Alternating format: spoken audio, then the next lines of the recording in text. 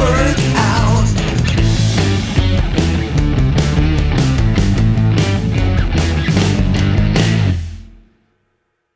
Welcome to the Superset, episode 59. 59. This is Crystal O'Keefe. And this is Tom O'Keefe. You know, here's the problem with episode titles. We are so used to Tonal counting our reps and keeping track of what we don't know anymore. We just don't even know. We don't even know. We don't even know. Like, yeah, it should just be like, boop, 59. It just levels you up when it's time. Yeah. So, hi. Hi. So, this week, we should mention straight out of the gate, we're talking to Tanysha Renee, Coach Tanyshas. We sure are. She has a new program called the Rep Effect. And she tells us all about it, like She does. why you need to take it, who it's good for, who it's not good for, and all of the details. Plus, we just get to know Tanysha a little bit more as well. It's always fun to talk to her. It is. She's such a bright light. I should say I finished House of Volume. How did that go? Volume miss? Mm-hmm. How much volume did you end up lifting, Tom? It was almost 9 pounds. It was, How much? for me, that's a lot. How much did you end up lifting? 301,000 pounds. I thought it was 400. Was it 400? Maybe it was 400. I'm pretty sure it was 400. Okay. I'm pretty sure. I have to go look now. I don't know. You should look in your app. I'll never find it in the app. I'm so bad at that. Oh. You grabbed your phone like you have it in my... Here, I'll hand you my phone. That's how strong our marriage is. Here's my phone. Are you done yet? No. I'll let you know. Oh, really? What is this about? So, yeah, I honestly don't remember. But I will say this. I had never lifted more than 20,000 pounds in a single workout. And I did it multiple times throughout House of Volume, and the last one I lifted almost 25,000 pounds, which like every time I was like, oh, 20,000. You were right, Tom. It's Okay. 301,564 pounds. See, don't lie to the people. I'm so sorry, people. See, You've lifted like 6 million pounds. I'm sorry I didn't get all your pounds right. This is a first though that the man gave an accurate measurement and the woman had overestimated. It's how much I think of your strength, that's Tom. not typically how that works. But yeah, so no, it's a lot of volume, man. They're not joking. So if that's what you're looking for, you should check it out. And if that's not what you're looking for, you should avoid it at all costs. Yeah, or if you're a beginner, like don't go For straight sure. into that. Yeah. Beginner lifting weights, that's not the program That's for you. gonna be too much. But like maybe the Rep Effect is which is what I'm doing now. Like I segued into the Rep Effect. I just did the second workout shortly before we began recording the show. Well, and you also took Joe's advice because Joe said, Yes. like, after you get done doing this, you need to do a deload program. Like, Right. don't just keep going volume.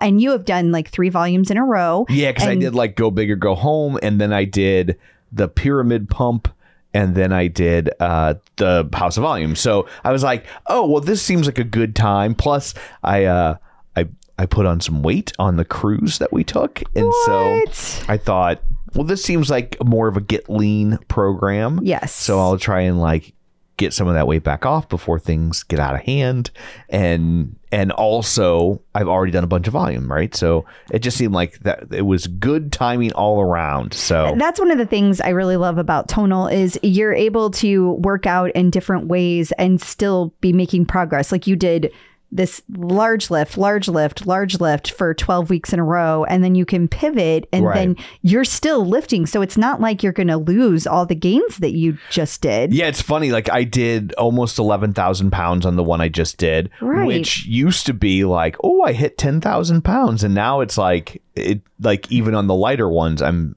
doing over 10. So which is a bit of a shift from where I began. Right. And this one is more about building lean muscle, and it's more about improving your work capacity, but also torching those calories. And like you said, we might have overdone it on the Disney cruise, and it's time to cardio it up a little bit, or Yeah. in this case, lean it up a little bit while Right. still building. We want to look good in our swimsuits at Christmas time. I mean, who are we kidding? We've got there's some things happening. Yes. Yes, there are. So, but stay tuned if you want to hear all about the rope effect and if it affects you or if it's good for you. Tanysha Renee goes into it in depth at the back half of this episode. So you definitely want to stick around for that. We should also point out to people that if they're enjoying their tonal or if they're new to tonal and they haven't pulled the trigger yet, there's an offer for them. Yeah, members can refer. So if you're a member, you can refer it to your friends and family. It's going to give them $125 off their tonal purchase. And then you get a whole month free. And members get an additional 1 month free every time they refer someone up to 10 referrals in a year. So that's pretty cool. Absolutely. So that's all in the app. If you want to go check it out, you can just go to you click on settings. It says refer tonal. And I mean, at that point, it's a link and you send it to your friends. It's just, they do the rest. It just involves reading at that point. I don't think you need us to go through all that, but it's there for you. So what, pray tell, do you have in store for people this week? We're going to talk about some features. We're going to talk about the different, why strength training is so important at all the different ages of weightlifting. So we're going to talk about that. And then we're also going to talk about some new content that just landed on the tonal. So there's a lot to cover today. Awesome. Well, before we get to all that, shameless plugs, don't forget we're available on Apple Podcasts, Spotify, YouTube, wherever you find your podcasts. You can find us while you're there. Be sure and follow us so you never miss an episode. Maybe leave us a review if the platform of choice allows that. That's always super helpful. You can also find us on Facebook at facebook.com/superset podcast. While you're there, like the page, join the group. And of course, you can watch these episodes on YouTube at youtube.com/theclipout. It's the name of our other show, but everything lives over there. So you can go check that out. So there's all that. Let's dig in, shall we? We shall. New tonal features.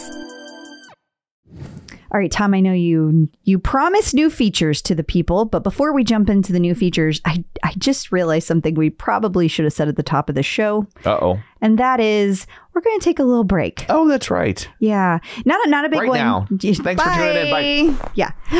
Not like a really long one, but recently we had a survey that went out. You might recall. Yeah, and several people filled it out. No, that's not. That's my God. Well, actually, they said I sucked. No one said anyone sucked. No.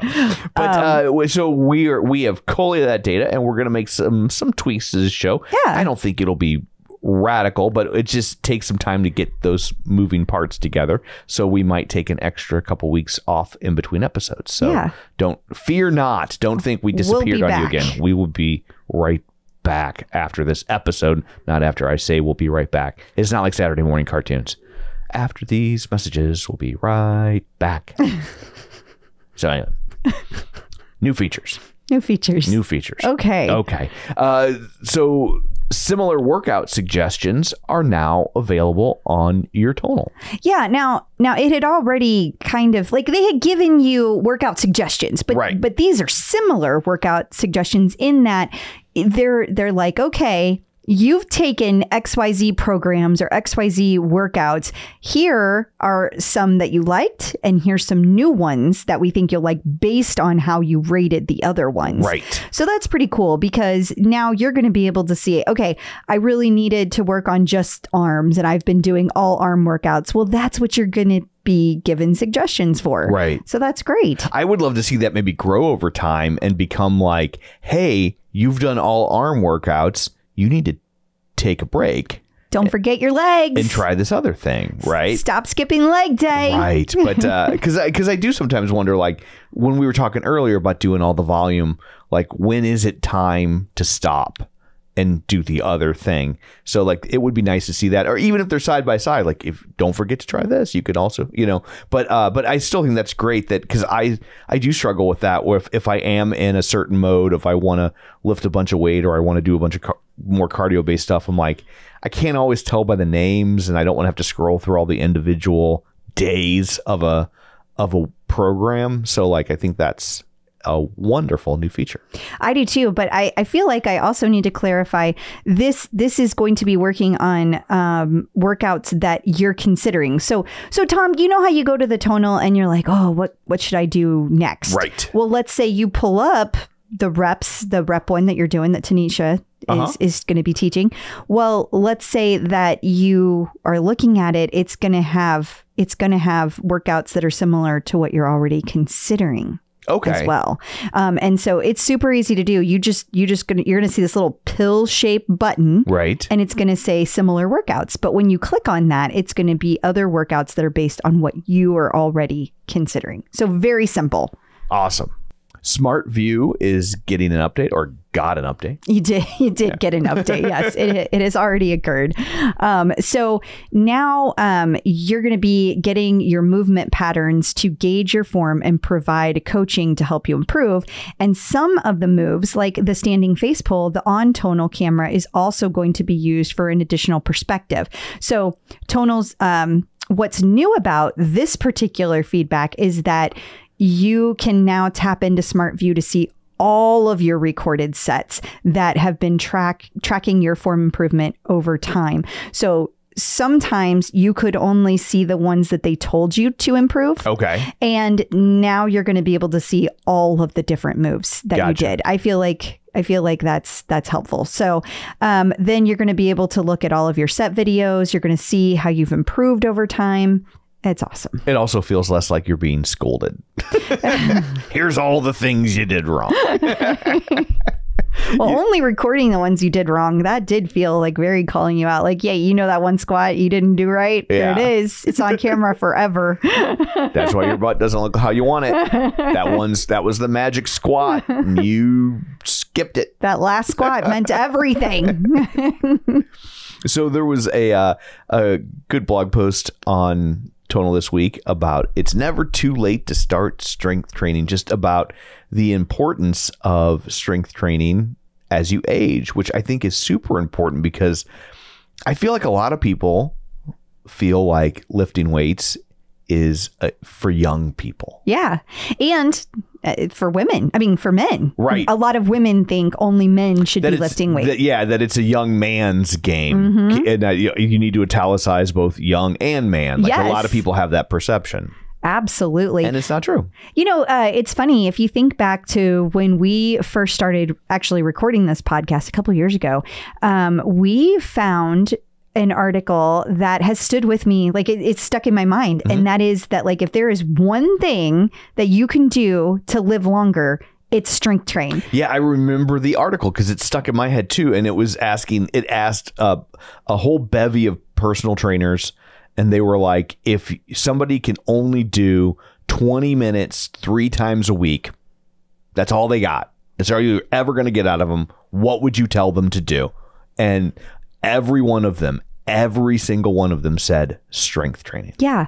And I just find that absolutely fascinating, because I think so many of us think heart health, therefore cardio. Right. And don't get me wrong, you should be moving. You should keep your heart healthy. But I think that it's important to remember that movement is what keeps us young. So if you're not, like, another thing that Angelo once said over on the clip out, I remember him saying that, like, if you think about it, everything comes out of the movement patterns come out of strength training, whether it is getting like you're healing up from an injury, or you're trying to get stronger, or you have something that's like a little bit off in your posture. It all comes back to the one thing that's going to fix it is strength training. And I think about, like, my parents getting older, you know, and there's so many women, especially, that can't lift 10 pounds over their head when they reach their 70s. That is terrifying to me. And I already kind of suck at upper body strength. So that really stuck with me. Anyway, all of this to say that strength training is going to help you at all the different ages, because it prevents muscle loss. So your muscle mass does decrease 3 to 8% per decade after age 30. And that accelerates even more after the age of 60. Let me tell you also, ladies, those of you who have to worry, you haven't hit perimenopause yet, you haven't hit menopause yet, added to your muscle loss, just for fun, our hormones mess with you. And now you can't gain muscle as easily as you used to because your hormones don't create it in the same way. So you have to lift heavier than you did when you were 30. So there's all these things happening, and lifting is going to help with that. Absolutely. It also supercharges your metabolism. Yeah. So everybody talks about how much cardio helps your metabolism, but strength training does too, because not only is it burning the calories, but it improves your body composition. If your body composition is better, then the rate of afterburn that you get from every single workout lasts longer. It's promoting healthy joints and pain-free movement. Yep. So all those things you like to do, whether it's walking, golf, tennis, hiking, whatever it is that you enjoy. I don't like any of those things. Okay. Well, everybody else does. But strength training is going to help you do all those things without joint pain. So that's what's going to keep you healthy. Absolutely. So you should check that out over on the Tonal blog. It goes into way more in depth than we are, but it's definitely worth checking out. Yeah. Tonal is going to help with all those too. So you might be wondering, okay, that's great, but how do I get this benefit? I mean, you already have a Tonal or you're thinking about getting a Tonal. Right. Get the Tonal because with your adaptive weight, that's going to be a huge thing. Like we were talking about at the top of the show, building those additions to your weight with 1 pound instead of 5 or 10.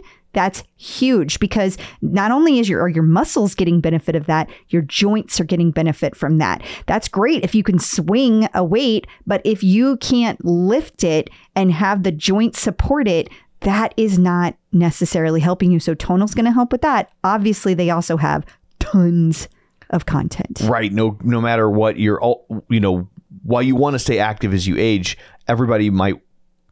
people are going to want to stay active in different ways. Like you said, whether it's for golfing or hiking or just being able to walk around Disney World, like they have so many different types of classes that you will be able to find something to your liking. And this is probably my favorite part. Tonal is getting ready to launch an ageless strength series of workouts. It's designed specifically for older adults, including ease into action, fit and functional, and dynamic muscle. They're going to be under the custom workouts. And if you go to this blog post, you're going to be able to see where they're linked specifically there. So I am looking forward to checking those out. And if you know people in your life, maybe you have a Tonal and maybe somebody is struggling with their mobility, this would be an excellent thing to have them try out on your Tonal. Absolutely. Or if you yourself are, of course. Yeah. I mean, I'm 53. So that day is ticking. I think about all these stairs in our house. I'm like, whoa. I'm trying to get out in front of it. I know. And I'm trying to stay in front of it. New Tonal content. So there are lots of new yoga workouts available to people on their Tonal. Yeah, people have been asking for this for quite a while. So 12 new yoga workouts just dropped, and they're all from Coach Jake, and they are going to be a range of different things. So you can use these workouts to help build flexibility in your body and mind. So whether you're looking for power yoga, it's really fast, or you're looking for some nice, gentle stretching sessions, Tonal's new yoga workouts have got you covered. So there's beginners. So you have Serenity Yoga, upper body flex and flow. Then they've got intermediate spinal stretch and core power flow. And then for advanced people that love their yoga and have been chomping at the bit for this, they have power sculpt yoga and deep hip and hamstring opener. So lots of choices for you out there. Definitely. There is also tons of other new content, as there is basically every week. We start with HIIT Warm-up. Yes. So this is a 10-minute warm-up that is going to get you completely ready for a HIIT session. Because whenever you want to do a HIIT session, you want to hit it really, really hard. And you should not go from cold to 100. You should warm up. So this is perfect for that. And that is with Coach Tanysha. It is. You also have lower body heat builder. Yes, this is going to help you get the most out of leg day. It's going to help prep you for your workout And this is considered to be a warm-up. So you're going to slowly build up and be ready to go to crush your squats. And that is with Coach Tim. Then you have a push-pull EMOM. Did I say that right? You did. I'm so proud of you. It wasn't Hidden Hills. This is going to help you get maximum results in minimal time. It's action-packed. It's an upper body workout. You're going to get your back, your biceps, chest, triceps, and you're going to be building muscle while getting your heart rate up with every minute on the minute. That's what that means, Tom. I know. I was like, when you hear it, I thought it was something about Islam because their spiritual leaders are called imams. And I was like, what is that about? Yeah, I think we should all be able to do these workouts. Well, these help you push hard, but also burnout mode is activated to help you work through fatigue, and you're going to accumulate lots of hypertrophy stimulating time under tension, and that is under your custom by Tonal. We've also got leg day load up. Yes. Woo, get your legs shaking. This one's going to be a lower body session. It's going to be hamstrings and quads, and it's going to be time-based sets that make you earn every second of rest. No time for slacking. And this one is also custom by Tonal. This sounds like it's good for like if you've been skipping leg day and you have to cram for an exam. Here we go. It's time to get caught back up. This is what you must do. Speaking of another one like that, squat Blitz. This is going to help you build power and leg drive and core strength. This is going to be a total body muscle builder. So you're going to work your legs from multiple angles, but you're also going to tackle the accessory work that promotes healthy mobile shoulders. So you're going to get a whole bunch of volume in the final block with those myo reps, and it's a technique that pushes your muscles to failure. Yet another custom by Tonal. They are just cranking these out. They sure are. Deadlift Burnout. Okay, so it's exactly what it sounds like. Okay. You are going to get a denim jacket and you draw a Metallica logo on the back with a magic marker. You roll up your sleeves underneath with a little pack of cigarettes. A pack of Marlboro.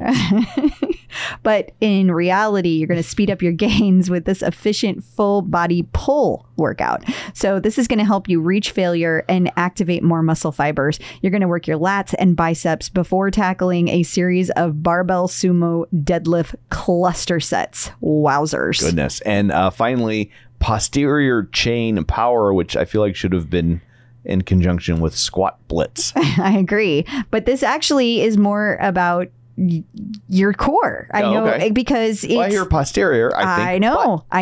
But if you don't work your lower back muscles, which is all what this is focused on, then that you're not going to have a rock solid core. You got to work both sides. Yeah. So this is going to target that often neglected posterior chain to even out imbalances and reduce injury risk. So you're going to do unilateral lifts and walk away feeling stronger and more stable. This is particularly good for you runners out there or anybody who does spends a lot of time on one side versus the other. Okay. Well, there's all of your latest content. So I guess we will now bring this portion of the show to a close and let's talk to Tanysha all about the rep effect, shall we? Peloton personnel. Joining us today via the magic of ZoomTube is coach extraordinaire Tanysha Renee. Hey, how's it going? Oh, my friends, good to see you guys again. Oh, it's Likewise. good to have you back. Yeah. I am excited to talk about your new program coming up, and I want to hear all of the things. Okay, so the name of it is the Rep Effect Full Body Pump. Tell us all the things. I really enjoyed this program. I know I say that about a lot of the programs, but I genuinely enjoyed this program. It is very much me as far as the pacing, the speed. It is 3 days a week for 4 weeks straight. And the cool thing about this, it builds on, there are some other rep effects that we already have in the library. And this one is the full body pump. So one of the things that you'll see in the rep effect is muscle group focuses. So for every single block, you'll have a tricep block, a squat block, a core block that might be mixed with like chest or shoulders or something else like that. But really the main thing is that you're going to be under tension for about 6 to 9 minutes. So instead of doing a bicep curl, and then you move to an overhead press, and then you move to something off of tonal. And like, this is all like whatever that muscle group is, you focus on it and you stay in it within variations for the entire duration. There's very limited rest between the movements. And then you get to rest after the block is done, transitioning to the next block or your next set. But you are go, go, go. So the muscle is constantly being worked in whatever the variation is. So I kind of love it because, and for people who like to move, I know a lot of people get that kind of like, I just want to go fast. I want to go fast. They want to move on to the next thing. This is going to keep you engaged, but also you're going to work a little bit. It'll surprise you. So what is, you know how like when you guys put together different workouts, there's always like a different strategy or a different, like, what is the strategy called behind what you're describing? I've never heard that before. The strategy for this one is honestly like to get lean and to build muscle growth. And the longer the muscles are under tension, the idea is that you essentially, the muscle tears, breaks down, and then when it rebuilds, it's going to rebuild stronger than its original starting point, which will then obviously allow you coming back to those same movements, those same exercises, be able to lift a higher load or be in the movement longer than you were the first time you experienced it. So I just assumed it had a fancy name. Like, you know how you guys had the one with the German body composition. I just assumed there was something fancy. No, the fancy name is time under tension. Okay. That's a fancy name. And the note here, it says tut. And it took me a while to figure out. It says accumulate tut. And I was like, I don't want my tuts to accumulate. Yeah. It's the time under tension. I was like, oh, that's what that means. Yeah. For all these years, I still know so little. It's true. He thought HIIT and hills was hidden hills. Stop. He did. I did. Until I'm being punked right now. Until like 2 episodes ago. And we've been doing the other podcast for 6.5 years. And this is the first time he brought it up. He was pretty. It's fine. It's fine. She said it's fine. I only ever heard it said. You're pretty. You're pretty. You're so pretty. You're so pretty. Fine. Don't worry about it. No, I'm just kidding. I'm kidding. I need to have things woman explain. Exactly. It feels different that way, right? You're like, oh, okay. I am pretty. Yeah. I don't get what y'all are complaining about. I'm like, this is delightful. You tell me I'm pretty, and then I don't have to think about things. Okay. Yeah. Well. Okay. I'm like, you handle that one? I'm taking my life in my own hands. Yeah, I was like, okay, talk about simple. I'm going to pass that one off to your wife here. While she still is.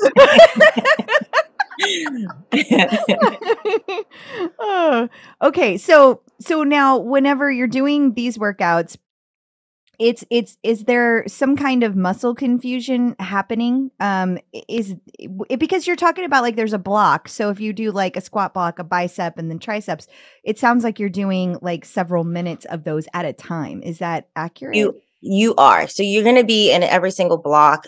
So think about the block. If you haven't used a tonal before, or you're new to tonal, and you're like, what is she even talking about? We block out the movements or the exercises. So we'll stay in that section or that circuit for about 6 to 9 minutes. So you'll be, if you're in a squat block, I think day 1 begins actually with a squat block to start off. You'll be in a squat pattern, working the muscles of your squat movements, so your quads, your hips, your glutes. You'll be there working those same muscles and those muscle groups for 6 to 9 minutes. The muscle confusion is a little bit more like varying the workout, yes, but the difference is that instead of just having a bunch of different movements, different exercises throughout the program, you're going to actually see the same workouts. So that squat block, you will see it again later in your workout, varying times throughout the 4 weeks, but it won't be the first block of the day, right? So like we're together for 3 days for 4 weeks. So the workout that you see I think it's week 1, day 1 is going to be probably workout one, day 2. So the workouts are moving around. You're not going to see them in the exact same order. So day 1, 2, and 3 for week 1 might show up as day 3, 1, 2 for week 2. Do you know what I mean? So it's still going to be the exact same movements, but they're not going to be in the order that you just did them in as far as day 1, day 2, and day 3. They get scrambled up. So you're still getting, especially for those people who are, this is more of like intermediate plus. So someone who's like not exactly, maybe they're not beginner, but like they're kind of like maybe a little bit beyond intermediate or right in that, it's almost like being a size 8 or 8.5 and maybe like 1 foot is like in between. It's not exactly one or the other. So it gives you a little bit of wiggle room if you're between those two, as far as like the pacing, but also the repetition of the movements. So you get familiar with them. You get a little bit more confidence when you show up and you're like, oh yeah, I've seen this workout before. Okay, I got this. But because the way we're stacking them is going to be different, the stimuli shows up a little bit differently in how you experience it. Maybe the muscle groups that you worked on the first day feel differently now that you're working them now on the third day instead, I love that. It's not exactly confusion because it's not just a bunch of varied movements. It is still strategic and organized. It's just the stacking looks different from week to week. Is that difficult to schedule in such a way that you don't end up doing the same thing back to back? Like, it seems like that would be hard to like, oh, you move, go from 3-2-1 to 1-3-2, but now the 3 and 1 are next to each other and they were just. You mean like from a programming standpoint? Yeah. Not exactly, because you have to remember you have days in between to rest and recover. So you're only doing it. So if you start the program, let's say we're going to keep it easy Monday, Wednesday, Friday, you now have off. First of all, you have a day in between. And so when you come back we have I think squats, we start on day 1. We're not hitting squats necessarily on day 2. So you already have that day in between the rest. And then that day 2 is not going to be squats again. It might be another hinge pattern movement. Maybe you're doing RDLs and things like that, but you're not in a squat format the entire time. And so your muscles get to rest and then you vary them in the next set of exercises. So, and then at the end, you have 2 days before you hit that circuit one more time in a different pattern. So either way, you're getting time to rest in between. The only tricky part is the people who are, and we all know them. Sometimes we are them, where we're just like, I feel like I got more juice in the tank. Let me go and do something else. And you're like, no, this is when we start to run into some problems sometimes, when we overuse the muscles because we think more is more, and sometimes less is best, Yeah, that is so true. And going back to TUT, as Tom calls it, time under tension. I also cannot get out the image that he did when he thought TUT. I know. And now every time I hear the word TUT, I'm just going to think of Tom. Hey, Tanisha, eyes up here.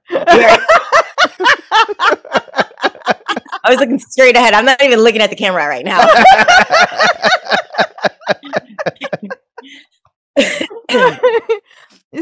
So now you're going to be focused on time under tension. I mean, you as a person using it, you're not going to be that focused on it, but because you've programmed it in as an instructor, right. That's one of the focuses. But what are some of the benefits of increasing time under tension? So when you are having a little bit more time under tension, again, it goes back to the muscle growth of whatever muscle group or specific isolated muscle you're working on. The stimuli, right?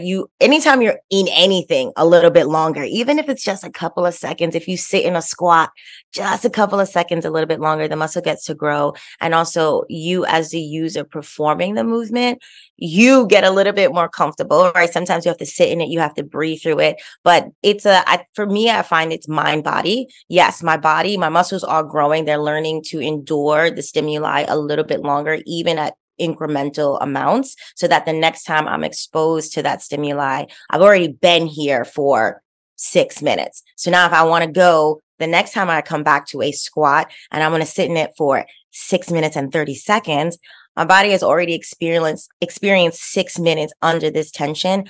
30 more seconds is now where my brain starts to come in and be like, okay, I have been here for 6 minutes before. I know what that feels like. My body can actually physically handle that. Now I'm going to hold this for 30 seconds. It's similar to, I don't know if you guys remember when everyone was doing the plank challenges, and you'd start with 30 seconds and then you tack on another like 15 seconds and then another 15 seconds. At the time, I had everybody in my office doing it at like 10. They were not happy about that, but we were doing it at 10, 12, 2, and 4. And people would just walk in and I'm like, oh yeah, today we're up to 2 minutes, y'all. But we started at 30 seconds because, working with everybody's abilities, and we ended up at 2 minutes. Some Marines that were in the building, we ended up going for 2.5 minutes. I kind of tapped out around 2.5 minutes, but essentially it's the same thing. Now that you've experienced that stimuli in that exact amount of time, your body and brain have tapped into it, and now you can kind of move it a little bit longer. So it is definitely a brain and body benefit to sitting under the tension a little bit longer in any exercise that you're choosing to do. I think they use the same strategy in hot dog eating contests. Oh yeah. Do they really? I'm learning so many things every time. Sounds like them, but it sounds true. I was like, really? You sold me. I was like, say less. Well, you ate 10 hot dogs yesterday. How hard is it to eat 11? How hard is it to eat 10 and a half today? I mean, in theory, that's how I would approach hot dog eating. Yeah. Well, but on that note, hot dog now today. I mean, you segued perfectly, because my next question was, how does this program compare to your actual own personal training? Honestly, it is quite similar. I have a friend that says, varied exercises get varied results. And so I shout out to Josh Clay. I really do like to move when I'm training myself or working with my trainer with a strategic plan. And I do not like to hop around. I want to be in it, because sometimes it takes me a minute to get warmed up in the movement. And so I want to hit a squat, maybe warm up with a squat rack, then maybe do some body weight squats. Then, you know what I mean? I don't want to just pop over to the next thing and the next thing. I'm like, whoa, what is happening? Just take this down a notch. So circuit training is very much how I like to train. I like a good mix of heart rate being elevated, which you'll find in this Rep Effect full body pump, because you are moving nonstop. And I like to go in circuits. I like to know what my movements are. I like to get exposed to it and then come back to it and then move on, right? Because now I've done it maybe 2 times, maybe 3 times, sometimes even 4 times. And now I want to move on to the next thing. And so that's personally how I train off of Tonal, whether I'm programming my own workouts custom on Tonal, or I'm working with my trainer directly. I like to hit it, set it, then forget it, is my preferred way of moving about my workouts. I think it's interesting that you still work out on your own. I know I in my head, I always feel like people who have jobs like you, you would work out enough having other people work out that you wouldn't need to carve out extra time to work out. Yeah. And truth be told, sometimes it does get a little challenging. And the most challenging part is as we are teaching classes or filming classes, it's really the muscle groups, right? So sometimes it gets a little you have to be kind of plan it out a bit. What am I teaching this week? What muscle groups am I going to overload or focus on? And then where can I stick in my personal training? And then how much of it, right? So that sometimes can be a challenge, but I think it's really necessary. I always find that I have 2 trainers. One is a trained massage therapist and strength coach. And my other coach is a Nike run coach and a trainer, both phenomenal coaches. And I learned so much, right? Great coaches have other coaches. You always hear it a good therapist also has their own therapist, That's exactly what I was thinking. So it's I'm always learning more things, not just about coaching and training in general, but about how my body is moving. Sometimes you can't see your own mechanics, and then you're in a bridge. You think your hips are up, and you're like, yeah, I think this is as far as these hips are going, and your coach is like, higher, higher. You're like, this is what I should get. And so sometimes it's like when now I'm on tonal and I'm doing an elevated glute bridge or even on the floor, I can hear one of my coaches' voices in my head, tuck your tailbone, get your hips up a little higher. And I'm like, okay, and so again, we are constantly learning from each other. So yeah, it's like anything else. You make the time. You guys have kids, and I always look at parents and I'm like, I don't know how. If I'm going to bed at 7:50 on the days I am right, I cannot imagine having to work, try to do, fulfill my social needs and creative needs, and then also foster that in another human or two or three. So you find the way to get it in if it's actually something of value and importance to you. And training for me is that. So I find a way to get it in. It's also nice to hear that the coaches we cuss at have coaches they cuss at. Yeah, definitely. Where you're just giving the side eye, or I'm like, I am definitely the complaining training, where I'm like, do I have to do this? How much longer do I need to be on this row machine? I am definitely, can I pick something else? I would like to swap this exercise out. I think your watch She's is like, broke. where's the button that I swapped? Yeah, I usually get get it done. And I'm like, okay, fine. Well, you mentioned that you have a Nike run coach. You're obviously a runner. Okay, so the New York City Marathon is obviously coming up. Now, what is your history as a runner? How do you incorporate running with all the strength training you do? Because I always kind of push one or the other. I have a really hard time balancing it, even though I know strength is so important to running. Yeah, I know you're an avid runner too. I will tell you, I started running in high school, 9th grade, actually, right before I went in. I tried out for the track team the summer leading into high school. And it was by far the greatest experience as far as team building. I didn't really play a lot of intramural sports as a young kid. Or just summertime, my mom's out the house, you're not allowed to come back into the street lights come on. So you just figure out how to play all the things, ride all the bikes, no maps. You're just I don't know where I am, but I'll find my way back home, And so that was my first true experience on a team sport. And that's actually also where I started in the weight room. So to that same point coming forward, in order to be on the track team, you are required to take strength training as your gym. There was no other option. That was it. You're a football player, you do strength training. Strength and conditioning is your gym. You on the track and field team, strength training is your gym. You weren't allowed to take the other gym where you just don't change your clothes and you sit on the sidelines. That wasn't an option. And so couldn't do square dancing. The one I took. No, couldn't take the one I took. Yeah. No, you couldn't take dance. You couldn't take anything. You were you play a sport, you strength train. It's a non-negotiable. It's already programmed in if you are registered on any team. And so I always just have done them together. There was no other. There was not one without the other. And I think now I ran middle distance, so 800 meters is really my race. Sometimes 600, 400 was a little quicker.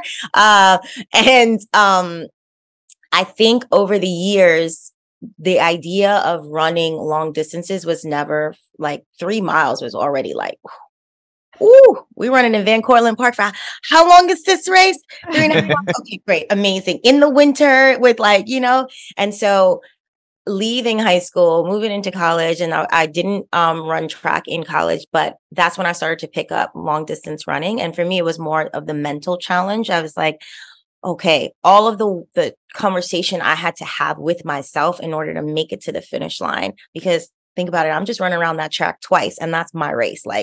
We're done, we're dusted, great, amazing. So now to make it to 3 miles successfully, to make it to 6 miles, 9 miles, 10 miles, 12 miles, 13.1 miles was such a challenge. But I started to love it so much because it forced me to kind of talk to myself and cheer myself on in a way that nobody else is around. Your teammates are not around. Most of the time I was running, I ran about 10 half marathons. You run them alone, I joined team in training and I had maybe one person that I would stick with as we ran in San Diego and this place. But a lot of the run is you, and it's just you and how you get you from the start to the finish. And I never thought I would run the New York City Marathon ever. I was like, every time I got to a race and I saw the 13.1 mile marker go this way and 26.2 go that way. And I'm like, somebody's trying to do this again. Like everything that we just went through, somebody has made the choice to do that all over again. Never in my life could I fathom running all of those miles. And it was by far one of the most joyous experiences for me. And again, I think as I just turned 40 this year, and I think there's been for me, a lot of revelation and understanding who I am and what I do and what I like and what I don't like, and maybe why I make certain choices and decisions. And I felt a little bit like I had to run the race again because so many people were inspired by me running the New York City Marathon that I felt like, oh, well, now I've helped create these other runners and inspire other runners. I need to run the New York City Marathon again and again and again. And I'm like, I got to the point where I was like, I'm resisting this run.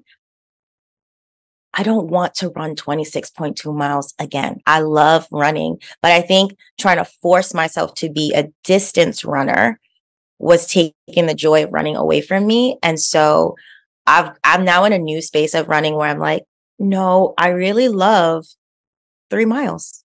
That feels good. I love 3 miles. I feel joyous and excited to run 3 miles, and I'm not resisting running even a mile, right? And I think like when you think about being called a runner or certain labels in general, you feel like you have to fit into the box. A lot of people on my team, shout out to Coach Christina.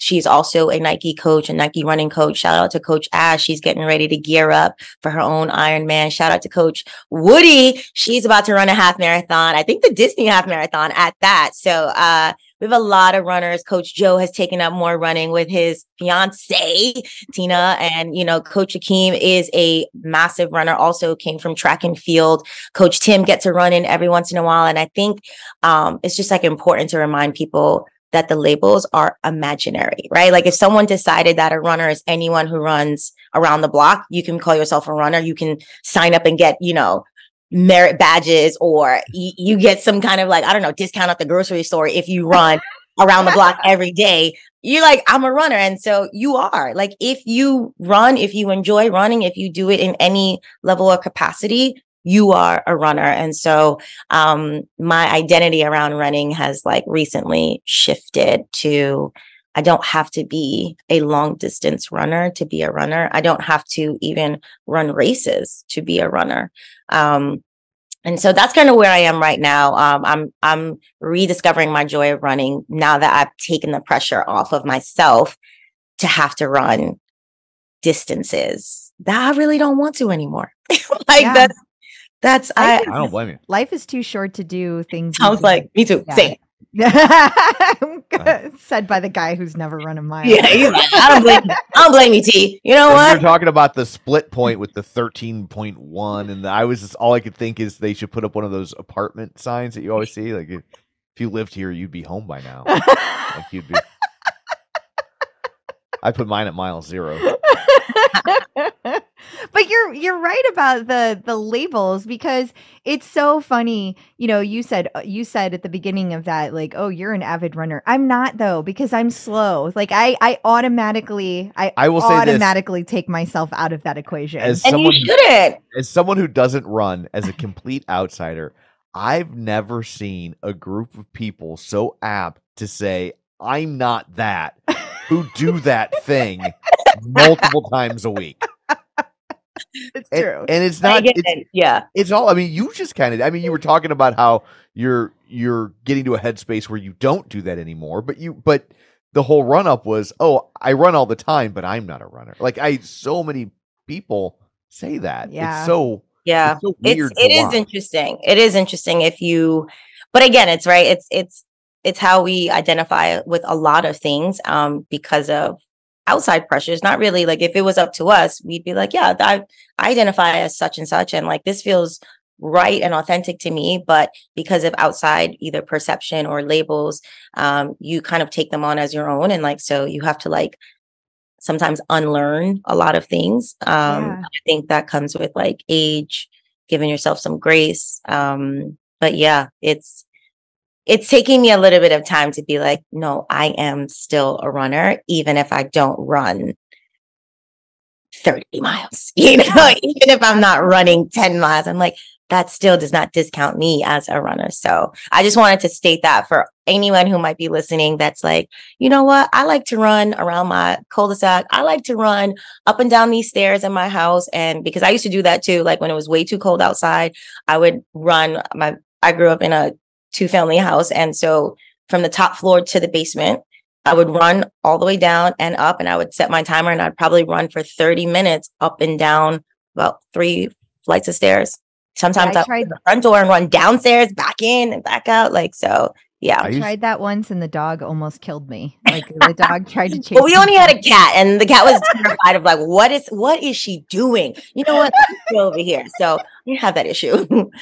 I used to work in a 2-story building, and I would take the elevator. It's okay. It's not even. Tom is like, let's move away from running. I cannot participate in the conversation. Next. Okay. Well, I would love to hear how you take something like running a marathon or any distance, and you also do these really intense programs that you're building. And I know you're at a point in your life now where you've already built up the mental strength, but like, how does a person who doesn't have that mental strength, what process do they need to take to build up to being able to do challenges like that if they want to?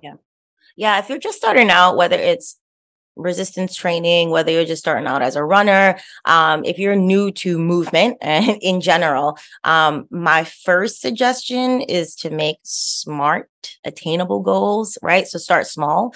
I know there's like a lot of theories and suggestions about like 2 days a week, 3 days a week, at least 30 minutes. Like everyone can't do that. You know what I mean? But you could set a timer for 10 minutes and move consistently for 10 minutes.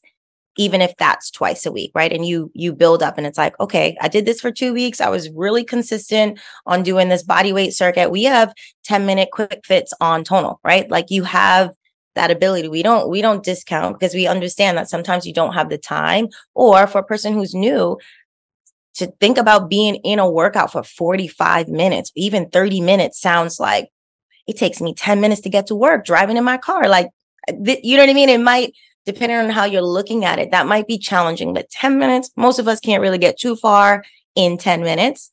We can't shower and get out the house, a lot of us, in 10 minutes. So you think about moving for 10 minutes consistently. I would definitely say start small, stay consistent. That is really the goal. So like, if you're not going to be consistent with 3 days a week, 45-minute workouts, then find a small time that you can be consistent with throughout the week. And then start with 1 week. Just tackle 1 week, maybe 1 day for some people. That would be my biggest thing. Start small. Body weight movements are always great. We can all walk. We can all walk on incline. Doesn't necessarily have to be extremely fast. I think listening to your body is extremely important, though. And not just the physicality of listening to your body, but again, going back to listening to your mind and like how you talk to yourself. Because if you count yourself out before you even step up to Tonal, if you're counting yourself out before you even lace up, then it's like the challenge is starting in here, right? So like whatever the coach is saying, whoever else is encouraging you to get on board, it's going to be very challenging for them to keep you motivated if you are already like, I can't, I'm not a this, I won't be able to, oh, this is going to be so hard. Yes, it is going to be hard. So like have all those thoughts, get them out the way so that when you get on the road, you're like, I already know this is going to be challenging. You know what? Mile 1, whenever I get into a race, mile 1 through 3 sucks for me every single time. I'm like, I hate this. Why did I sign up? But I already know, like I'm at the starting line before the gun even goes off. I'm like, we're going to hate mile 1 through 3. Get over it. And then it's going to be amazing once we hit mile 3 and we get up to about mile 10. And then it might suck a little bit again from there. But I already have this dialogue in my head and I'm like, okay, let's go. I'm excited. I already know what to expect for this first mile. So like get it out the way, so that when you're in the thick of it, you're like, I already knew this, but I'm going to finish it because I only got 10 minutes to be here. And I'm already at minute 6, halfway done. Let's go. You know, so I think how you talk to yourself is probably more than any other thing. If you're going to be consistent with anything, be consistent with how you talk to yourself. The other thing I would say, if you're starting out, buddy up. it is so much easier to stay consistent if you've got a friend. Like if you are trying to change habits of any sort and you don't have somebody else who's enrolled in this idea of like, this is the thing I'm trying to do. When I'm trying to change a habit or I want to be held accountable, I buddy up either in the exercise itself, in the thing that I'm trying to change, or I reach out to my friends and family and I'm like, yo, if you hear me complain today about anything, I have had such a blessed year. I've gone to all of the weddings in Italy, in Barcelona. Like, if you hear me complain about anything, I want you to shut me down and be like, not today. We're not complaining today. Like, because sometimes you need other people to remind you and like have them, bring them on board for the thing. Hey, I'm working out every Monday, Wednesday. I want you to call me or text me every Monday, Wednesday at 6 p.m. Check in to see if I like enroll somebody else in the thing that you're trying to do. If they're like, hey friend, that's cool for you. I'm not going to run those miles with you, or I'm not going to start this healthy eating, but I love this for you. And I'm going to support you through your journey. And you might even inspire somebody else along the way by just having them check in on you or keep you accountable, even if they're not actually participating in the change with you in that specific way. But those would be my ways. Buddy up, enroll people in the thing you want to do, and really just start small. Stay consistent. Well, congrats on going to Barcelona and not coming back and pronouncing it Barcelona. So that's that out of everything you just said, all the amazing things you've done. That might be your single greatest achievement. You know what? I'm going to take that away. I'm taking it right here. Right here. Your touch. Yeah. You know, when Tuck you were it in. talking about body weight stuff, I had this moment in my head, and I've never said this before. But whenever I do body weight stuff, I always think to myself that if I was in prison in solitary confinement, this is all I would have. This is what I would do. That's true. They got prison workouts. They don't call them prison workouts for nothing. And the prison bodies, do you see them? They are in shape. Okay. They got nothing else to do, right? They got nothing but time. I mean, but also don't sleep on body weight movements is really the end goal. Like if that, like you're missing people are like, the point. All I can do is body weight. I'm like, you know how much you weigh? Because I'm well over 130 pounds. Okay. And that's enough. Well, whenever I have those moments, I'm like, I've been listening to too many true crime podcasts. I need to. I did circle back around to This American Life or something. I did see something that was like, I don't remember if it was an article or somewhere, but it was like basically that essentially if you watch a lot of like those crime shows, like true crime, there's something wrong with you. Like, yeah. And I was like, I can go to sleep to like, well, Olivia Benson is my girl. You know what I mean? Like, I'm like, yes, good night. Here's my thing. Here's my thing about true crime. You may have had something truly happen to you that might have been, formative but I don't think that any of us need that to appreciate it. The reason that I think most of us watch those true crimes is because they're not happening to us. Yeah. It's kind of the same reason you watch like, a Dr. Phil or a soap opera or whatever. It's like you're watching it because somebody else's life is falling apart, not yours. And I don't mean that like that sounds so foul. Like I'm like, I know it does. I know they're real people. I mean, I've said this before because I watch them too, and I'm just like, sometimes I feel a little guilty that like this is just my entertainment. It's the worst thing that's ever happened to these people, and it's just my entertainment. But it's also spreading the word. Like it's also like teaching you so many things when you watch that stuff. Like it's teaching you that like you can't trust everything at face value and to look deeper and like to look for red flags in people. I mean, it is truly teaching a lot of good skills because you should not trust every single person you meet. You should not. I watch it because I think obviously one, right? It's like it's designed to entertain, of course, the dialogue, all the things. But also I feel like a lot of it is based off of true stories, right? So even if they take the subject and kind of like add to it, take away, it's not always exactly, but I'm like, these people are out there. These people are, this is not, it's like not true, but like it's true. Yeah. Just like be like aware of like how for a long time though I was watching a lot of Criminal Minds, like marathons of it on I and I started to like booby trap my house. I don't know. I just was like moving things on the edge of the windowsill. I'm on like I'm always on a high floor somewhere, but I'm like booby trap just in case someone wants to scale the building. You know, I'm like marbles on the edge of the windowsill. I'm like, you know, you're not gonna startle me. I'm gonna know you're here. And I was like, all right. And then that's when I was like, we need to switch to Disney Plus for a little while. Yeah. Yeah. When we start driving butterflies, but if you switch to Disney Plus, you can watch the Spider-Man movies and they scale buildings. That's true. Well, they don't in Cinderella, you know? They do in Beauty and the Beast, but they don't in Cinderella. Rapunzel? You know what? You're going to ruin this for me. I really like my nights with Disney Plus, and you're taking this away from me, Tom. Let me have this one moment of joy. You know, on Disney Plus, you can also watch Locked Up Abroad. Can you really? Yes. Oh, yeah. Except you get the British version, which is called Banged Up Abroad. Banged Up Abroad. Isn't that hilarious? Which sounds a little dirty. It does. Oh my God. No, it's hilarious. I don't ever go on Disney Plus and watch anything other than science shows, something related to space, and old classics. I like to watch the animal shows. Well, now I'm scared. I'm scared to ask her definition of an old classic. Is it an old it's classic probably like Cinderella, or is it like Fox and the Hound? Or it's like Lady and the Tramp. Okay, Cinderella, that is the acceptable. Original Snow White. You know, I'll allow that. Okay. But nonetheless, yes. Okay, I was afraid you were going to be like, I like to watch the classics, like Pocahontas.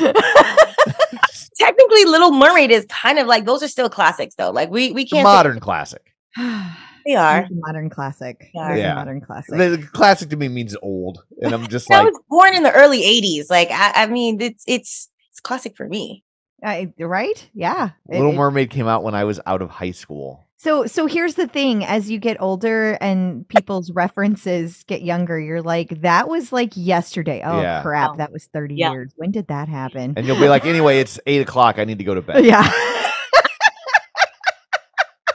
Or at least take a nap. I mean, it honestly is like, it always puts it in perspective for me when I think one of the pivotal moments is we all remember where we were exactly when 9/11 happened.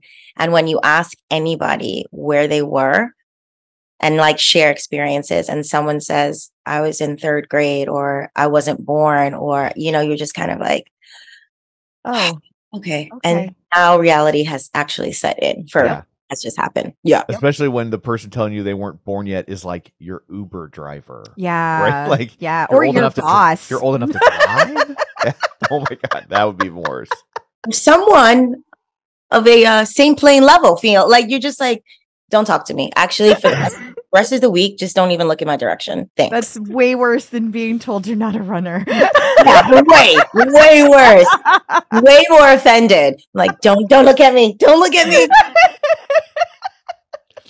They're like, I remember where I was for the series finale of Breaking Bad. Like that's their big. That's their point of reference, or Game of Thrones, or something like that. Yeah. Like you don't even know how it was in our day. I didn't walk to school barefoot, but I mean, we all watched TV shows at the same time. Yeah. And there were no pause buttons. and we couldn't record in advance, and then commercials out. That was even our video games. Even our video games, you couldn't save in the middle of a video game. They will never understand having to get all the way to the end of Super Mario before you stop. You'll never understand having a video game that didn't have an end. That's you just true. Played it until your parents said the news is on. Yeah, like get off the Pong. Mario Brothers, my sister and I, we would pause the game because again, you couldn't save it. So we would pause it. And like sometimes we'd be afraid to even turn the TV off. We would just pause it and then go run errands with our parents and then come back and then resume the game. And I'm like, the thing is, I'm in the middle of this level. Like I gotta get to the end. Because when you come back, you're never as good and on it as you were right there. Because like you had all that practice, you were in it, you had all the motions down. But all those mushrooms, like come on, like you had to. You gotta finish it. Okay, here's the next generation back. When I would play Asteroids on Atari. Okay. and instead of I've seen an Atari. I've never actually played one though, but keep going. Okay, thanks for joining us. Let people know where they can find you and all that. So when I used to play Atari, and like there was no pause on Atari, it wasn't even a concept. They didn't even have a button. Yeah, and so I would get it down to where I had shot all the asteroids on a screen, and I had broken down the very last asteroid to its smallest component. And if I tucked the ship in the corner of the screen, that last asteroid would never hit me, and I could just sit there and like let it scroll, and then I'd put it on a different channel so my dad wouldn't realize I still had the Atari on. Smart. Yes. Smart. You were finding those little loopholes. I do. Yeah, I am a problem solver. That's something there, my friend. That is something. That is something. He's calling you pretty again. Yeah. No, I mean, honestly, that's a workaround. The pause button that was a pause button before there was a pause button. It's a life hack before we had life hacks. Make a way. Make a way. Yes. All right. What's one thing that inspires you right now? Ooh, I honestly want to say my friends are doing some incredible things and constantly just kind of like leveling up, you know, and that's how they say, like, make sure you're surrounding yourself with people that are doing that. You're not the smartest one in the room. And I used to always be like, why did I get so lucky? I've got all these great people in my life. And I don't really say that anymore. Now I just appreciate them and realize there are times that they're inspiring me and then times I'm inspiring them. And like, it's just this continuum of what's next? How do we be better? How do we contribute more to our communities, to society? But so, yeah, my friends are killing it right now. And so in all different sectors, health and wellness, publishing, real estate, I mean, fashion, like they're just killing the game. So I am constantly inspired by their work ethic and again, how they just manage to do all the things and take the chances. That's really it. They take chances, and I'm more of a like, is this the right time? I don't know. Let me think about it. I'm an overthinker. So when I see somebody who's just like, I don't know, I'm going to put it out there. Maybe, you know, I had a friend, Victoria Brown, shout out to her. She said she used to hear this phrase or live by it that if you wait to put it out, if you wait until it's perfect to put it out, you've waited too long. And so we had a dinner the other night and had a nice little discussion around that idea. And again, so much inspiration as far as like what people are working on currently and looking to put out. And like, yeah, my homies are inspiring me to do a little bit more right now. Michaels always says about Saturday Night Live, we don't go on at 11:30 because we're ready. We go on at 11:30 because it's 11:30. Ooh. Yes. So when do you feel the most confident? Oh, for sure. When my hair is cut and colored. Like done and done. I'm like, I don't care what's happening the rest of the day. I don't care if I get my haircut at 11 o'clock or 10 p.m. I'm like, where are we going next? What's happening? What are we doing? Because now I got a haircut. My hair is cut. My hair is colored. I'm feeling great. Makeup on or off, doesn't matter. If my hair is cut and colored, I'm ready to take on the world. Okay. So what is one song you have on repeat right now? Right now, it's more of a genre, I'm going to say, more of like a radio station. It's really R&B related all the time. And it's a combination of like lots of Usher or LL Cool J, Around the Way Girl. Like I just built a radio station around that. I'm in my Around the Way Girl era right now. So yeah. I'm not wearing my hoops, but you know, I should be. So what's the first thing you do in the morning and the last thing you do at night? First thing I do in the morning is pet my dog, and that is not by choice. He is very needy, and if I stir, he just like gets up and comes to be like have his belly rubbed. I'm like, bro, it's not. All I did was move. Yeah, it's not time for that. So that is probably the first and last thing that I do. That's not for myself, but if it's for myself, the first thing I do typically is make a coffee. Oh, yeah. Mhm. Especially Yeah. today. My another good friend of mine owns a coffee business out of Houston, Texas, Greenway Coffee. And it is by far some of the best coffee I've ever had. And so it's also like having a little piece of my family with me. So I have a cup of Greenway coffee first thing in the morning. And then before I go to bed, I have picked up prayer and meditation again. It's been a while. Again, going back to labels, like I'm not as religious as I used to be. And so the idea of like praying felt so like, oh, that's a religious thing. And I think like at this stage, it's just like, no, it's a gratitude thing, right? There's so many things that I'm grateful for. And whoever you believe sends them to you or however they come to you. Prayer and meditation for me to sit on what my life actually is and what it actually looks like is an opportunity for me to like tap back in when I'm having a rough day, a hard day. And it's like, today was rough, but all in all, wasn't that bad. All in all, it's okay. And I like that to be the last thing so that as I'm getting up the next day, I've like landed on gratitude for the night before. And I'm starting the new day, fresh start. It's going to be all right. Whatever it was, whatever it is, things always work themselves out. And it just like lets me put the days, either if I said something that I'm like, oh, I wish I hadn't said that, or I wish I hadn't done that, or I wish I would have done more of this, or, it lets me just kind of like level set with myself as well. That tomorrow's a new day. And it's like, okay, you know what? We have definitely hit a snafu or two before, and like this too shall pass. We will get past this. Everybody will move on. Things will get better. And so, yeah, I saw this really quick. I get all my news and information from Instagram, and I saw this like little excerpt of like some kind of chat. I don't even remember who it was, but it was a young man talking to his therapist, or he was recounting talking to his therapist about like sometimes he wished the highs weren't so high and the lows weren't so low.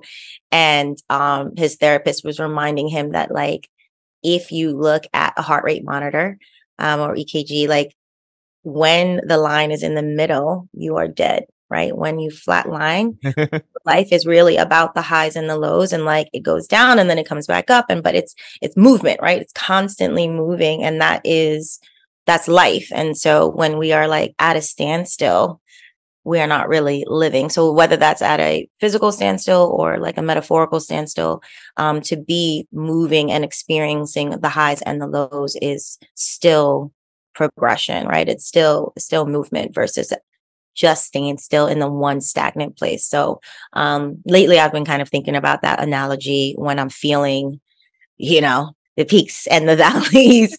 What a great analogy. Yeah. I really love that. That's a really, really good thought. Yeah. So that's where I've been. That's my first and last thing. A little bit of prayer and gratitude at night and a lot of coffee in the morning.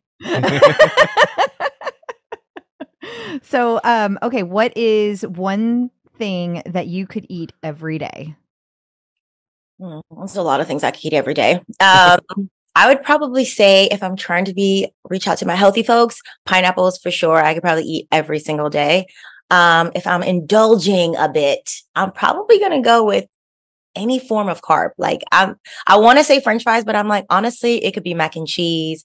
It could be French fries. Like it could be potato salad. Like I load me up with a carb and I'm like, yeah, let's go. But yeah, probably fruit and a carb. Yes. Okay. And what's one thing you can't leave the house without? Oh, if you know me, I am always moist. Do you see this? Do you see moisture? Like I don't be messing around. I do not mess around with it. I have been late because I'm like, I need my chapstick, some kind of lip moisturizer, some kind of hand moisturizer. If I'm going to be out for the night and I do not have a hand moisturizer, I'm turning back around. I'm going to buy one on the way out. So you take like a bag with all the different products with you everywhere? I have found Nivea makes this beautiful small little can that kind of goes into any size purse or back pocket. And so they sometimes run out or they're not selling. So when I find them, I probably buy 10 because I'm like, I can't run out. Like I need at least 5 on the back burner so that when I'm running out, I can find a replacement. Yes. But I wash my hands very frequently. And every time I wash my hands, I put a moisturizer on them sometimes too. I also have eczema. It's not extreme, but it has made me even more conscious of like keeping moisturized. So yeah, I never leave the house without probably 3 to 4 moisturizers from head to toe every single day. Tell her about the stuff that you use that for like instead of chapstick. Yeah, what is that stuff It called? starts with a V. Vanapply. Vanapply. So I know it's not a very sexy name, Yeah. but neither is chapstick. That's true. You're really That's true. kidding. You're just used to hearing it. It doesn't have any of the things. No. Okay, so a lot of things that are considered chapstick, they actually dry your lips out. Yeah. And the reason I 100%. love Vanapply is because like you put it on and it actually like moisturizes your lips. And so they have like different formulas, but they're different kinds. Like you can get the kind that's like flat, or you can get the kind that looks more like almost like a Vanapply. yeah, Vanapply. You It's spell it? great. It's like Vanipply. okay. And All I right. hate to put stuff on my lips. Like clearly that doesn't bother you, but it drives me crazy. Yeah, he hates the feel of it. Like it's slimy. I don't like it.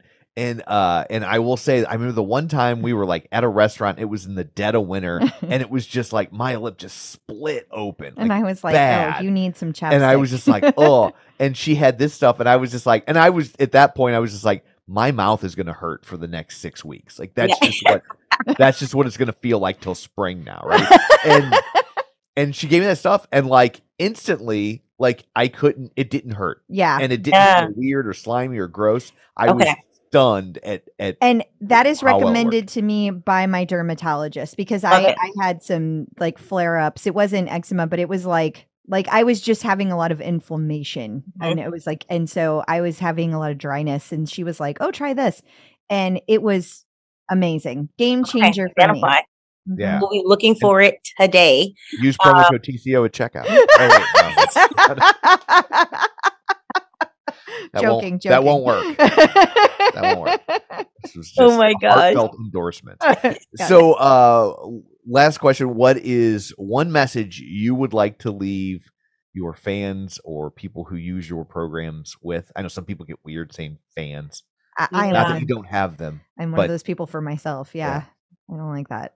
It feels weird. It's another imposter thing, but Yeah. that's a whole nother story. Yeah, I think I would say for people who enjoy taking my class, one thing I would want to let them know, probably that this is really a collaborative experience. And I'm learning from everyone as much as they might be learning from me. And it's an exchange of thoughts, feelings. When people post that they're working out with their kids and maybe they've got like an infant and then a toddler and like the baby is like rolling underneath them and like, and they've got to like stop to like address the toddler situation and then go back, like, you know what I mean? So it's like, I'm constantly inspired by the people who message me and they're like, I just took your class for the first time, and like, maybe they just got a Tonal, maybe they just discovered me on Tonal. The people who, all of the other places I've coached at prior to Tonal who still take those classes or, will message me something that I've said in class that maybe I said a long time ago and they now use it with their kids. And that's happened actually a couple of times, like messages or, analogies. I'm very big on analogies just because how I hear something might not be how you hear it, might not be how Tom hears it. And so sometimes I like to say things in varying ways so that it can grab different people. And I've had people share my words with their daughters or their daughters and their daughters' friends. And so the coach that I am today is very much a collaborative effort of like dialogues like this that we have, right? To like, let me feel more confident and secure in who I am as a coach, but then also who I am as Tanysha Renee when I show up and remembering that like people love you for you, like whatever your thing is, like, like you love Tom for the little things that make Tom, and Tom loves Crystal for the little things that make Crystal, and so the same thing, like all of the people that show up for us, they love us for exactly who we are and how we are. They might check us sometime or tell us, hey, I didn't really understand when you said this, or when you said this is how it made me feel. But essentially, if we've had exchange, if we've had dialogue, if you've shared how a class made you feel physically or emotionally or mentally, I've received that and I've taken it back with me. I've held on to it. And a lot of times I carry it with me when I go step back up to Tonal. And so what I want everyone to know is that the coach I am today is very much a collaborative effort of our exchanges. And so for me, that's immense gratitude. Like whether it's for me, all feedback is feedback, and I really grow from the good feedback, the bad feedback, the unsolicited feedback. Like, thanks. That's what you like. My mom is like probably the biggest one who gives me unsolicited feedback. She was like, class was great, but you talked a little too much. I'm like, thank you, Debbie. Thank you so much for that. But then I hear her voice when I feel like I'm being too chatty, and I'm like, she right. I like her tone, but she's right. Moms have that ability. Moms are like they're grandfathered in. They're allowed to give unsolicited feedback. Oh yeah. I just stand there and I'm like, thank you. Thanks. Well, yeah. I could. Yeah. I'll just. I was just picturing comments on YouTube channels. Yes. That is not grandfathered in. No, that's grandchild in, which means shut up. Yeah, I love when people are like, "You didn't seem like that was a real laugh to me." Really, I've never met you. I can't even. I mean, honestly, I have been so fortunate to like not get the crazy comments. I definitely have had people give me unsolicited advice in person. I remember I'll just give you this one example. I played a song in a class one time, and this woman waited until the class was over. 70 something people in the room. She waited until everyone had left to come over to tell me that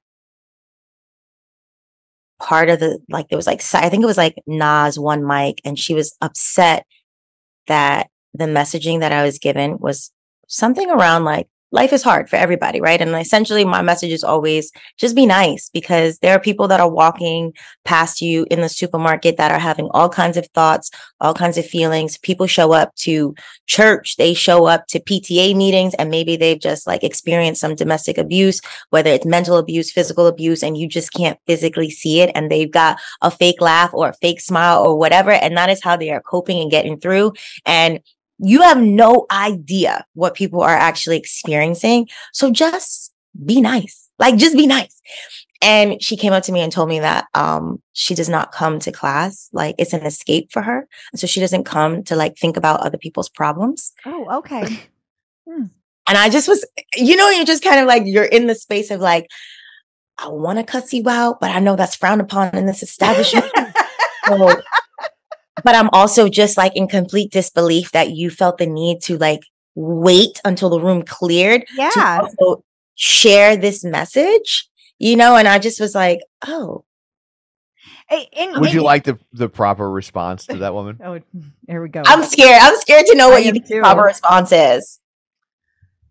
I was just trying to tell people to be nice, but after talking to you, I am rethinking my position. I mean, that is actually really good. I mean, I feel like that would have sparked more,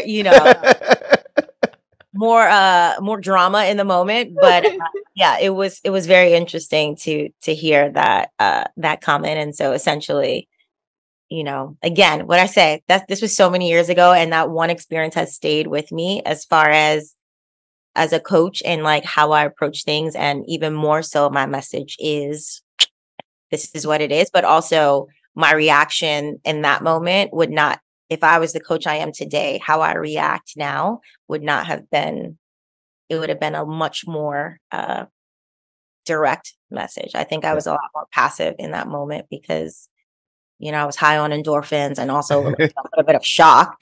Yeah, I bet. Yeah. She was not high on endorphins, apparently. For East Side. And I'm like, ma'am, people got problems all over it. And she's like, I come here to escape. I don't come to think about other people's problems. And I was like, wow. Wow, indeed. I really understand that, but yet and still got a lot of people that are even in this very room that are dealing with things that you have no idea about. Yeah. They do come here as a form of escape. And so we got to touch all the hearts, maybe. Got to touch all the hearts. Yes. Absolutely. Yes. Well, we appreciate you. Yes. Thank you so much. Well, thank you so much for joining us today. Before we let you go, let everybody know where they can find you in all the places. Yes, I am mainly on Instagram as Tanysha Renee _TANYSHA. Last name Renee, RENEE _ on Instagram. I am very much big on the DM. I DM back. It's my jam. So if you find me, connect, and I'd love to hear from you. But Crystal and Tom, thank you so much Thank you. for having me you. again. It was wonderful having you. Thank you so Thank much. you. So I guess that brings this episode to a close. Until next time, where can people find you? People can find me on Facebook at facebook.com/Crystal D. O'Keefe. They can find me on all the socials and the Tonal leaderboard at ClipOutCrystal. And you can find me on Twitter at Roger Kubert or on Facebook at facebook.com/Tom O'Keefe. You can find the show online at facebook.com/Superset Podcast. And don't forget, you can watch all of these over on the YouTube. We'd love to look at you. Well, I guess we can't look at you. We'd love for you to look at us. I don't know. It's getting weird. Yeah, go to YouTube. How about that? Okay. So anyway, that's it for this one. Thanks for tuning in. And until next time, keep lifting.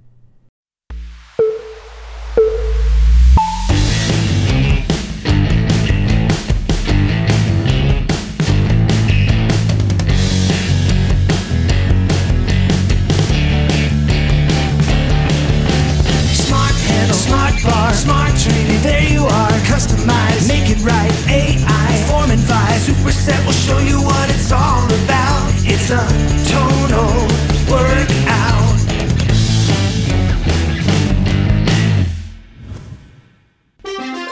The Superset is made possible in part by support from Tonal.